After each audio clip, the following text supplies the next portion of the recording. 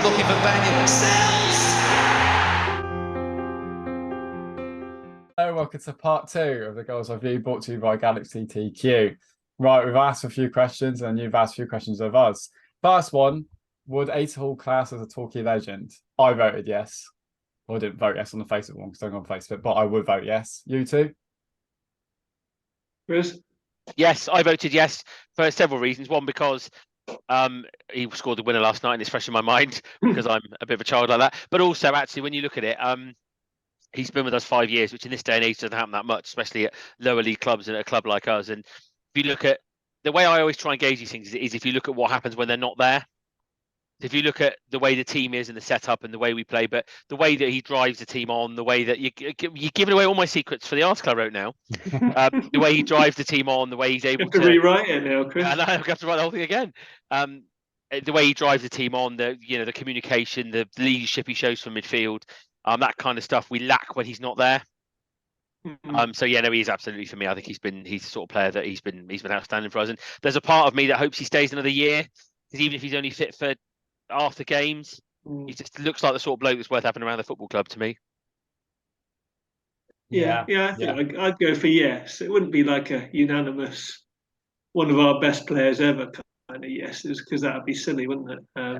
It's not a Lee Mansell. It's not a Lee Mansell, yes, is it? But it depends how you define a legend at Torquay, isn't it? If your standards are very, very high, then you'd only have a few legends to name, wouldn't you? But we don't have many players that stay around for long, give great service, and also he's been an excellent skipper, scored crucial goals, that kind of thing. So I think you'd have to include him in that category. He wouldn't be in like a dream team for me or anything like that, because I've seen us do well in league football, that kind of thing. Absolutely, yeah. And I see us enjoy good times at higher levels, but it's worth giving a caveat. Worth a caveat that long-term service doesn't necessarily make you a legend, Olaf Cosella. But I mean, ideally, they spend a long time with you, and they're also brilliant players. But there's very few that come into that mind at Torquay. They're either brilliant for a couple of years and then leave, or they stay for a long while because they're reasonably mediocre players. That there's not much in between that. So yeah, no, he's a great guy. We've missed him in recent months, haven't we? Some of those 2-1s you think, if Asa had been on a calmer head just to settle things down, would have things have been differently, because you can tell when on Saturday he's directing operations. I know it went wrong in the end. He'd gone off 88th minute knackered by then, wasn't he? But he directs operations. He was having words with Marshall first half. You could see him having words. He's trying to keep them calm, say the right things. We don't have. My only concern is you look at Moxie and Asa, I guess, for next year, is I suspect, whether they'll have other options, I doubt, but I guess for them as individuals, and I remember reading an article Chris Hargreaves wrote when he retired, and you do think, because from a footballing sense, even if they're only fit for 20, 30 games a year, they're worth having. But I think I remember Chris Hargreaves saying it gets to a point where it just hurts too much. Yeah, you can't walk till Tuesday properly after you've played a game. And you look at Asa less so, because when he's fit and he's playing, he looks okay. But he's got underlying fitness issues. Asa, I think he has. I'm not quite sure what they are, but I think he does struggle along. That's the trouble. He's not. I think, but I look at Moxie more, and you look at him in games. The amount of times he's down and sits down in games, it might be a calculated thing, but you look at him and at times and think that looks like it hurts. Yeah, and I guess that's the worry that actually you come to a point like Hargreaves. How old was Hargreaves when he retired? Probably around Moxie's age. Yeah, Moxie's 37, isn't he? So you do worry, and you think to Moxie, actually, I don't need this anymore. It hurts too much. Also, you don't want them staying around too long so that they sully the memories of what they've done at the club. You don't want Asa being absolutely, dreadful for us next year because his legs have completely gone, and everybody's like, "Oh, he's terrible." And you don't want to look at Moxie. I agree with you, but you look at Moxie and Asa now; they'd be in the first 3 players I'd want to keep for next season. Wage base. That's the trouble. Those 2 and Jarvis are the 3 I'd want to keep most first. Yeah, I'll still probably say that actually. I'll put Jarvis quite a bit ahead. But then, no, Dawson. Maybe as player coach, because then you're saving on your budget a little bit, aren't you? And shuffling things around. But all depends on how the Yeah. managerial situation goes. I mean, there's so much to decide this summer, isn't there? Yeah, There really massive. is. So. Yeah, no, I agree with you. So going into the questions for us. Oh, I should say the vote. 70% of you voted yes, he is a legend. And if you can't work out the rest, then you can't do maths. Unlucky. Right. So, not as bad as my maths probably. 25% of you didn't deserve to vote.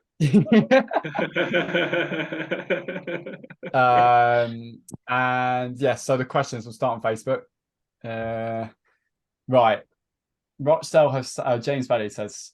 So Rochdale have sat their manager and the board have said that they're bringing an external company in to review all areas the business is run and seek improvements. If you were to audit and review TOC, what 3 areas would you like us to improve first of all? God, what a question, James.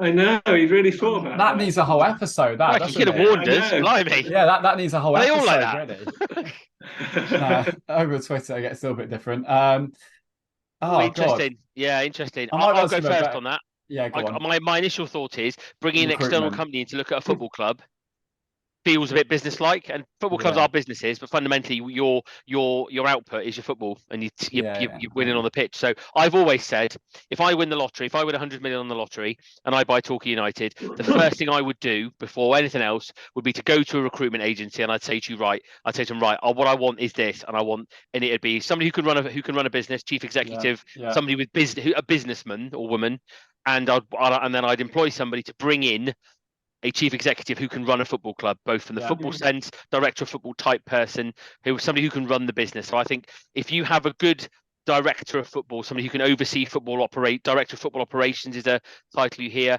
something like the Colin Lee type role that we had of several years ago. That type of thing is one of the most important things. If money is no object, that you would want to have at a football. That's the first thing that came to mind for me, Chris, because that's been shown up the last few years, hasn't it? I mean, who knows about football at the club apart from Gary Johnson? That's the first one. We'll agree on that. And then the second one, I'm sure we can agree on actual scouting football player recruitment. You could say it's a similar role. Director of football, you could say, but just recruitment. The next audit is just how the club recruits, how the club makes the most of its geographical location. You know, the old idea of having the Gull'S house, what's it called? I can't believe I forgot it. Place where players stay. A brilliant idea. Ideas like that. Did Bateson put that in? Pretty sure. Gull'S Lodge. There it is. That sort of idea, how you run a football. I think number 3 for me would be, I'm trying to think of a jazzy title for it, but I'll go something along the lines of head of business engagement, something like that. Marketing. Somebody whose job it is to engage with supporters and to engage to people to bring you to your business. Whatever your business is, whether it be football or bowling alley or whatever it might be, you have to have somebody in there whose job it is to attract people to your brand, to your product, to say, right, and it might be, having, parts of boots and laces where children can do drawing and face painting and all that kind of stuff that says, if you come to our business, you'll have a good day. I don't know we've got that. Would you say that? I don't think we've got very little imagination at Torquay. No. You see the same ideas recycled year after year, don't you? And you see the fan experience elsewhere. Do you go to a game at Torquay and go and have a couple of pints before and a bit of food and then the football, regardless of the result, because that's never guaranteed, but do you come away from Playmore thinking, do you know what, that was a really good experience, I enjoyed that? Don't know you do. It's new ideas. You don't get the feeling at Torquay that they go and see other clubs, see what they're doing, take notice of what they could try to achieve. They just pedal out the same stuff. And get Wrexham tickets. Sorry? Get your Wrexham tickets, though. Bookie Carvery, Sam, Bookie Carvery. Yeah. Legends night. That's it, Carvery, Cheltenham Day at the races, breakfast clubs, all just like... That was a brilliant question, though. I think you've got an answer. That was. Right, and now going back to Twitter. There's so much you could do at Torquay, isn't there? We could go on all day. Going back to Twitter, right, same level question. Richard, is Don Me and Don Roman the same person? That's question 1. Slightly more hair. Slightly less dyed as well. Maybe if I was the head media man at Torquay, I'd have no hair left, perhaps. Just Leon asks, do you think the club will financially crumble if we don't come straight back up next year? That's a good chance it'll crumble anytime soon, is my opinion. Of course, it's more likely to when we go down. I like to tell myself that they're just going to run it cheaply now, like they have been for a while. And if something hits successful, I read an awful lot It of people. depends how they approach it, doesn't it, Chris? Yeah. It's a bit unknown, unfortunately. We don't. I read an awful lot of people who appear to know an awful lot about how our clubs run and the finances. I don't have a clue. I don't have a clue. And that's partly the problem. It's worth stating that none of us have a clue as to why the owners are there, why they don't attend games, what the business plan is, what they want to do, why we're getting relegated. We know what they've done in the past. Yeah, Bristol Rovers have for normal Speedway teams. I don't know, because if tomorrow the owner said, "I want out, that's it," and sells up and anyone that takes the club on's got to have the debt with it, we're in trouble. But you show me a football club that wouldn't be. Yeah, because they're all in debt. Look at Manchester United, classic example. All the equity of the club is against the club. I mean, it's their past history that is the main worry. If they had a decent history with clubs and had built clubs up and done well before, you'd have slightly more confidence with them. But we know there's not supporters. We know, it could go wrong at any stage, and that's the worry, isn't it? That's the question. I mean, they could come through and say we're gonna fund them full time and see what we can do again next season and say the right things, and you'll be like, all right, show us what you got. We really don't know at the moment. Yeah, this question around full-time, part-time is an interesting one, because I suspect there's probably hidden costs to going part-time that you probably wouldn't think of, because the contracts would be different. And if you're on a full-time contract, to go part-time, so say there's 5 or 6 players under contract for next season, let's say, you can't just say to them, well, by the way, lads, we're going part-time. You can't do that. Legally, you can't do that. So actually, there's hidden costs to it. And I don't know enough about the financial world of it to know. Do you have to go full part-time, or can you have some full-time, some part-time? I mean, that would seem ridiculous that you're getting something for training on days that others are at work. I think they would want to remain full-time if they could. I think they'll stay full-time for the time being. I think so. But it's how they deal with the budget, how low it goes, what we can do with it. I can't imagine it'll be as good as last time, can we? That's the trouble. We've got a high bar of that previous season. I don't think any of us expects us to have the same backing, that same glory, and that same. Yeah. But again, what I don't know is. And that's just what I was just about to say. I don't know. They got Gary Johnson in.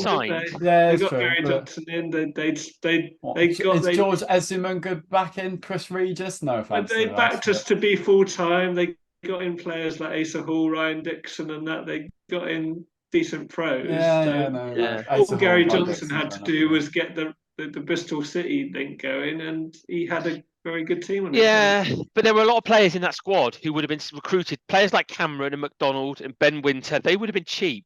Yeah, might say. Because they didn't have a club, did they? They had bottomed out of academies. They hadn't got a job in the Football League, so they were kind of let me rephrase this. They backed us well. They backed us to be pushing towards the top of the division, which is all we can hope for, isn't it? I don't think the budget in the South was much different from what they'd had the last couple of years in the National League, and it probably might not be too much different to what it is now, which is kind of lower half National League budget, where you could actually build a team that could challenge for the playoffs if you did it right.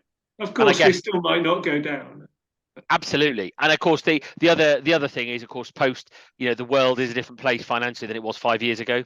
It is. The pandemic's changed the face for the financial landscape, hasn't it, of the world? So I don't know if they will be able to, because their businesses will have been hit just in the same way that any other was during the pandemic. So I don't know whether the finance is there anymore. Who knows? It's finding cheap option players that are on the up, aren't they? That you get at cheap, and then you can. I think the difference as well is people would want to play for us. You got an option to play in the National League South and Torquay full time. Say, come and play for us in a nice part of the country. It's attractive, isn't it? It is quite attractive. It could even say, stupidly, it'd be a gamble that it's more attractive in the South in some ways with certain types of players who are like your Cole Camerons. You think, actually, if I get myself together here, there's a good chance I could win a title early on and go from there. But if you're looking at Torquay and, Torquay and National, you're going to choose that. Of course, we attract much better players. We should have done anyway. But some players, it's kind of like, a struggling National League team, I'll just go up there. But people like being part of something that know players and that. And if you can get a title in your CV very early, I mean, it's done a lot of those boys the world of good. So it's kind of... Well, our last 2 years ago, we had a great squad of players who came up and they've gone on to good things. And as I've said before, it's all about momentum. As I've said before, you look at your Camerons, your Winters, your McDonald's, your Lemonhead. They were nothing when they joined Yeah. us. What they left us as were not what they arrived as. They were just youth players trying to Yeah. find an opportunity, weren't they? So And we it's can't trying to afford to- find those. Yeah. If we go down, we're expecting to go down. It's finding those players again and be able Yeah. to build something. That's Comes what down to recruitment being important. That's what we can hope for, I think. Yep. Yeah, mate. There you go. There we go. Oh yeah, my job. It's your job, Sam. Yeah. What Well, are you waiting for? Tom's not here. He's drunk in the right, pub somewhere. so Paul's been asking, he says, what National League ground are you most looking forward to go to next season? But he has been question. asking what National League South ground he's also asked. So we'll go for both. National League South, if we're going to go for the South, well, Bath would be all right, wouldn't it? I haven't thought about it enough. Yeah. I can't say there's anywhere that I've got a burning, oh my, I wish I'd been there, like I think about and how I didn't go to Carlisle once. Taunton will be fun, won't it? Yeah. Yeah. Oxford City, if they stay in that division. Yeah. Some on the train route Yeah, for Clive. right, Train reference for Clive. There's lots on the train. Oxford, Slough, Taunton. Yeah, true. There's lots we can get to on the train, so that's good. Train beers. But cheers for comment, Bob. Cheers for watching every week as well. Craig, same to you as well. From the last 7 weeks. Oh, sorry. From the last 7. I can't read. I just make up words. From the last 7 games, how many wins realistically do you think we need to stand a chance of staying up? 5. That's also another Gates said. Yeah. Whatever it is to get 50 points. I don't even want to look at a table. What is it again? Ooh, do we need 50 points? Yeah, about that. Yeah. Won't be 50, but if Gateshead keep winning, they're going to have to. Because let's face it, the team's on 43 points now. Is it York? Maidenhead on 43 still, I think. And Maidenhead are further up than that, isn't it? Yeah, but those teams on 43 points are probably not catchable because they need to come another 2 It's wins. all the shot around 43, isn't it? Yeah. It's almost 4 from 5 now, isn't it? Really? Yeah. No, we have to be title winning form now. Stay up. Yeah, I think 5. Win on I'm with Saturday. you on that. Win on Good Friday. Win away on Easter Monday. Then we've got another winnable home game against York. 4 wins and a couple draws, or just 5 wins? Just 5 wins. 5 wins. It has to be. Oh my god. That was 7 games, and you got Wrexham as well. Maybe 4 might be enough. Maybe 4. Gateshead and Dorking are going to have to stop winning for that to happen, aren't they? I'll tell you what, though, it's not happening. I mean, if it does, amazing. But this would be the greatest of great escapes so far. We do need miracles, don't we? Yeah. Possibly We've seen a dog bite somebody to save some relegation. This would trump that, I reckon. Friend of mine made a good point about Saturday as well. Obviously, big game for us at Scunthorpe. That's a game that we can pretty much, again, giving away more secrets for my article, that we can pretty much condemn Scunthorpe once and for all. But Yeovil don't play till 5:20. Yeah. We can go up there, win, put some real heat under them. Hopefully, a couple of the others above won't have won.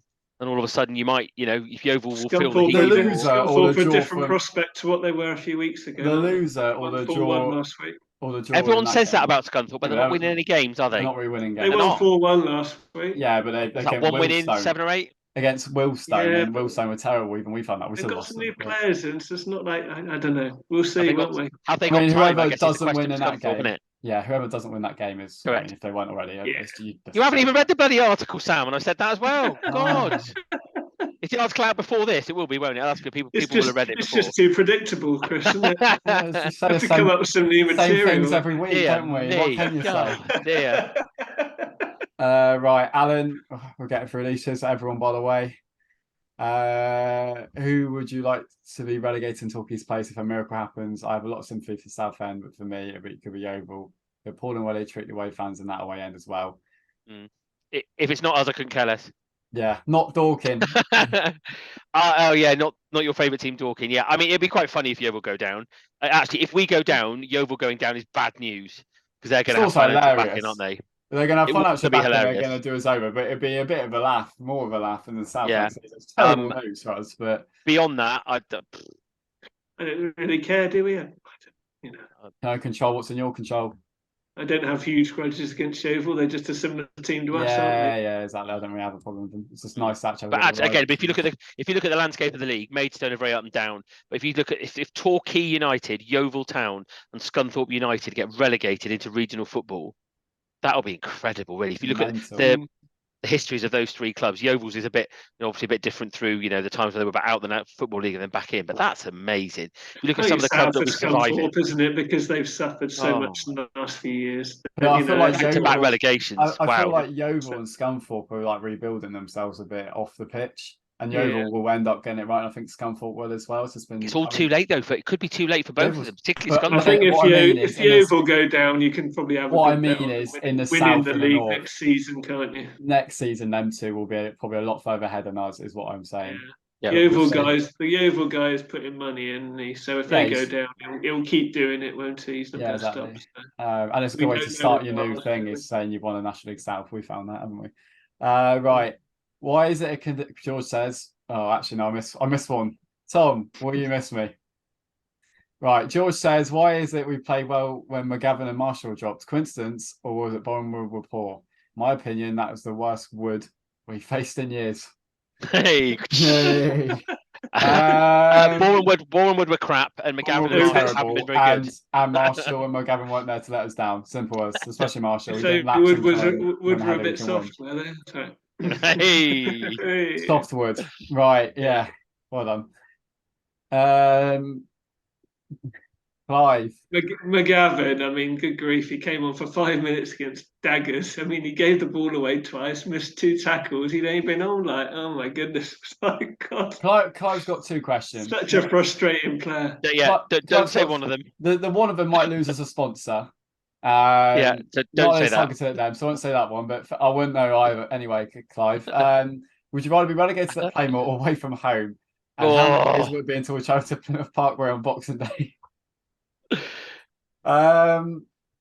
Away from home, because I don't go to away games, so I don't have to see it. No, I can look sad and then be like, oh, can return to me. I'm very sad. It's rare we've actually been relegated at home, isn't it? Chris? Yeah, that's true. We've basically got relegated. Did we go out of League Two? We were relegated from League Two, weren't we? We were relegated from League Two in 2007 at home to Peterborough. Yeah. And then the day we were relegated away, we won away at Mansfield, but we basically were relegated at home to Dagenham the week before. I would say that there is a kind of sadistic trait in all of us that would have to be there. Yeah, it's all about us. Whether it's about acceptance or what, I don't know. But I think I would want to be there. Yeah, just see the death of it. We do a sad video. Get a few get a few likes on Twitter. Like, I've seen my football club die. Yeah, for content you've got to be there. Right, and how many years for? Oh, I don't even want to answer that, Clive. I don't want to answer that. But yes. Rachel, on this is Africa's on his 30th birthday. Do you think the new manager will play him in the National League South and with our supposed sub-zero budget, bring on the younger players too? I mean, if he's not going to play, a bit sick today, isn't he? Bless him on his birthday. Yeah, it'd be nice, wouldn't it? No, because Gary Johnson said he'll be here as long as I'm here, and if he goes, he's How gone. old is he now? Is he 20? 24. Can't be older than that, surely. 22, 23 now, isn't he? It's about the same age as me. No, I don't think he's 22, 23. Yeah. You're Googling it. Oh, okay then. Olaf. 22, I'll go for. Didn't the club tweet it earlier? 21. Well, there you go. 21. I thought he was older than that. Fair enough. It just feels I saw a young prospect. Is it one first team goal next season? I Sorry, would keep was it him one first team goal away at option. Chippenham? Might as well. Yeah, that was the youngest player to score. Absolutely not. Second youngest.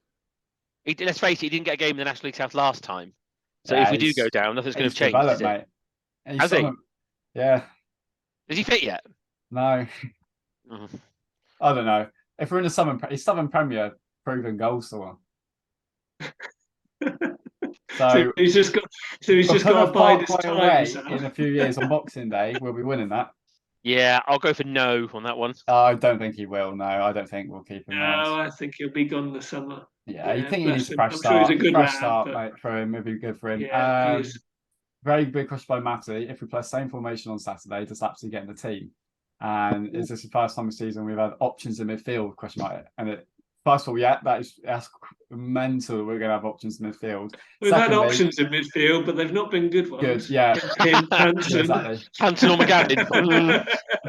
But my opinion, because we said about it before, was I wouldn't bring him back unless Ace Hall's like, I'm knackered, I can't play more. And Well, he than, always like, wants to 60. speak first, Chris, doesn't he? He's Yeah, asking I'll the go right and questions stuff. up as well. Yeah, write the But theme tune, sing the I theme don't, tune. because Yeah. Lapsley let us down and got sent off, and Dawson's been brilliant, and Acel's a club 70% of you voted the club legend. So I wouldn't I think know. he's right, Dom. I'm with him on this. Actually, I think you need to go with the team that's won. If No, everyone's I fit, didn't say he was wrong. I didn't say. yeah, no, true. I mean, you want to go with the same team. I don't know if Donlan will be fit. Don't know if Moxie will be fit. Will Ace be able to do it again? But work on the principle that everyone's available. I think you would want to go with the same team. I don't see how you could get Lapsley into that team and play the same system with the players you've got.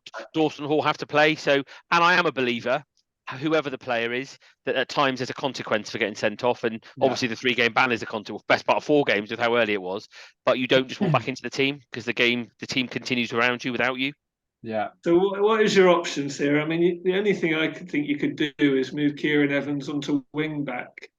He could be an all right wing back. He might be better than Collins on the Here's wing. the option, but then you can't just put play Lapsley 3 in. flat, like older midfielders. Like All's basically older Yeah, now. I mean, Dawson's got Lapsley, the ball. Dawson, and Hall in midfield does give us a lot of fight in there against Yeah, there's a lot of Scunthorpe. fight. It's but an I don't away know. game. I Lapsley don't always know. struggled. I always thought Lapsley struggled with, Yeah, especially last season with Hall and Little in F3. I think I Lapsley might has to be be all or tempted nothing. to. I might be tempted to make that change and put Tom in, but yeah, it's a 50-50, I'd say. I think it's more likely it'll be a 60-30, not as a percentage, because that's clearly not 100. But I think it could be an Acer and Lapsley, one does 60, one does 30. So if Acer can do an hour, right, do an hour, and we know we got laps ready when you can't do any more. Or start Lapsley and give Acer half an hour if you need him. Yeah, might be start Lapsley, bring Acer on, might have more of an effect than the way around, maybe. That's the trouble. We're bringing on McGavin and Hansen. And there's Ryan Hansen. There's Hansen's an option in midfield as well. Don't forget, lads. Of course, the downturn you're getting when you put a McGavin and Hansen on is huge, isn't it? So you're just trying to avoid that, aren't you? So, yep.